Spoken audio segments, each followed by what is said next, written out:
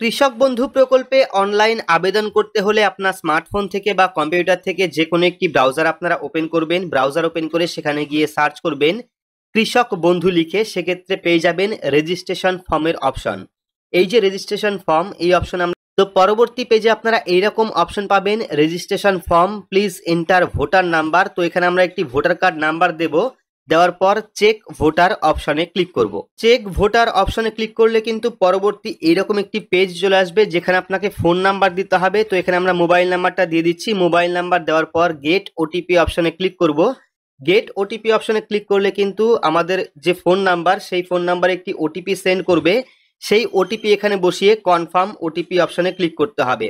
এখানে আমরা ওটিপি দিয়ে দিয়েছি, দিয়ে দেওয়ার পর কনফার্ম ওটিপি অপশনে ক্লিক করব। পরবর্তী পেজ ওপেন হবে। তো পরবর্তী পেজে আপনাদের দিতে হবে প্রথমেই ফার্মার ডিটেলস, অর্থাৎ যে কৃষকের নামে আবেদন করছেন সেই কৃষকের ডিটেলস দিতে হবে। তো ডিটেলস দেওয়ার জন্য প্রথমে পেয়ে যাচ্ছেন ইমেজের অপশন। তো এখানে আমরা কৃষকের যে ফটো, সেই ফটো এখানে আপলোড করব। এখানে আমরা কৃষকের ফটোটি আপলোড করে দিলাম, দেখতে পাচ্ছেন ফটোটা কিন্তু আপলোড হয়ে গেছে। এবার অল্টারনেটিভ মোবাইল নাম্বার, তো এখানে কিন্তু আবারও একটি মোবাইল নাম্বার দিতে হবে। সেই মোবাইল নাম্বারটা আমরা দিয়ে দিচ্ছি।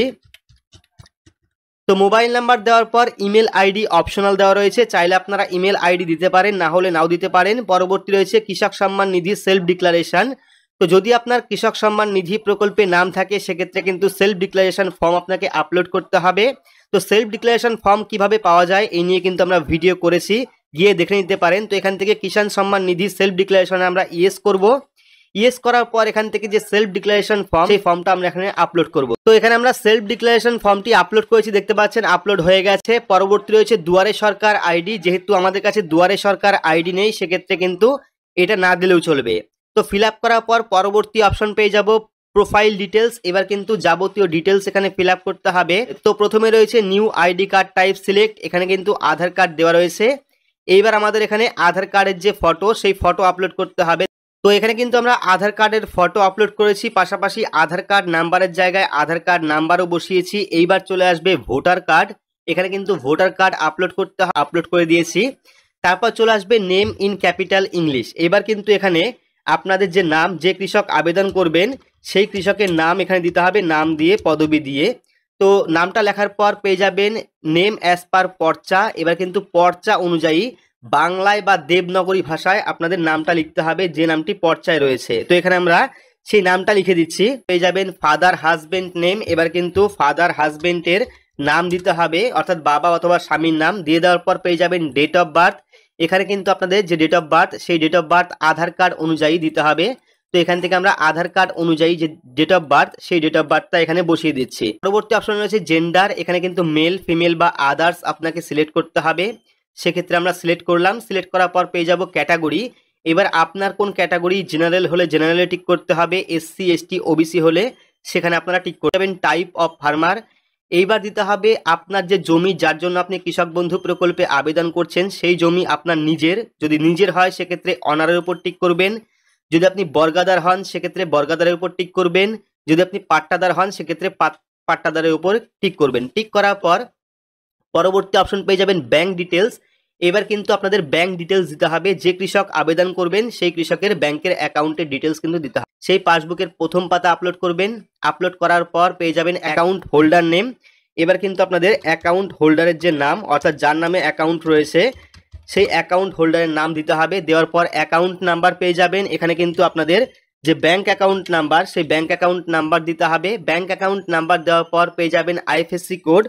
তো আপনার যে আইএফএসসি কোড, সেই আইএফএসসি কোড নাম্বার এখানে দিতে হবে। দেওয়ার পর কিন্তু অটোমেটিকলি এখানে দেখতে পারবেন ব্যাংকের নাম, ব্রাঞ্চের নাম এবং অ্যাকাউন্ট টাইপে আপনাকে সেভিংস না কারেন্ট সেটা সিলেক্ট করতে হবে। তো যখনই আপনারা আইএফএসসি কোড নাম্বার দেবেন, তখনই কিন্তু ব্যাংকের নাম চলে আসবে, ব্রাঞ্চের নাম চলে আসবে এবং পরবর্তী সময় আপনাকে অ্যাকাউন্ট টাইপ, অর্থাৎ আপনার কোন প্রকার অ্যাকাউন্ট, সেভিংস অ্যাকাউন্ট না কারেন্ট অ্যাকাউন্ট না কেসিসি অ্যাকাউন্ট, সেটা আপনাকে সিলেক্ট করতে হবে। তো এখানে আমরা ব্যাংকের ডিটেলস সিলেক্ট করলাম। সিলেক্ট করার পর পেয়ে যাব অ্যাড্রেস ডিটেলস।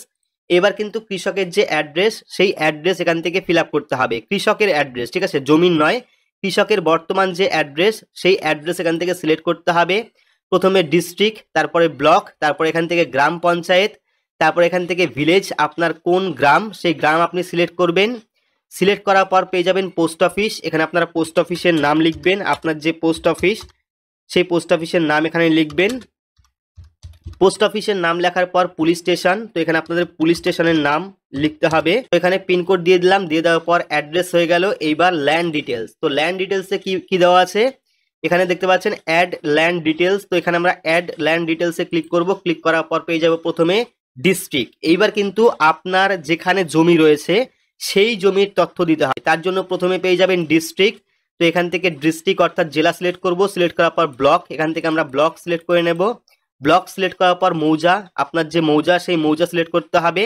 সিলেক্ট করার পর খতিয়ান টাইপ, এখান থেকে চাইলে খতিয়ান নাম্বার দিতে পারেন। খতিয়ান নাম্বার সিলেক্ট করার পর খতিয়ান নাম্বার এখানে দেবেন। দেওয়ার পর এখানে ল্যান্ড ইন একর, কত একর জমি রয়েছে সেই জমিটা আপনাকে লিখতে হবে। লেখার পর এখানে আপলোড পর্চা, তো আপনাকে পর্চা আপলোড করতে হবে। করার পর আমরা কি পেয়ে যাব সেলফ ডিক্লারেশন। তো এখানে সেলফ ডিক্লারেশন অপশনে ক্লিক করব। ক্লিক করার পর দেখতে পাচ্ছেন সিলেক্ট সেলফ ডিক্লারেশন টাইপ। তো এখান থেকে চাইলে কিন্তু আপনি আরওআর আপলোড করতে পারেন, জমির বর্গা রেকর্ড আপলোড করতে পারেন, রেজিস্টার ডিড অর্থাৎ জমির দলিল আপলোড করতে পারেন, মিউটেশন সার্টিফিকেট আপলোড করতে পারেন, এগ্রিকালচার পাট্টা আপলোড করতে পারেন। তো যে কোনো একটি সিলেক্ট করবেন। সিলেক্ট করার পর যে ডকুমেন্ট আপনি সিলেক্ট করলেন সেই ডকুমেন্টটিকে আপলোড করতে হবে। অ্যাড ল্যান্ড ডিটেলস, তো যদি আপনি আরও জমি অ্যাড করতে চান সেক্ষেত্রে কিন্তু অ্যাড ল্যান্ড ডিটেলসে ক্লিক করতে পারেন। যদি আপনার একের অধিক জমি থাকে সেক্ষেত্রে আপনি অ্যাড ল্যান্ড ডিটেলসে ক্লিক করতে পারেন, না হলে করার দরকার নেই। এইবার আমরা মূল যে কাজটি করব সেটা হলো ক্রিয়েট ফার্মার।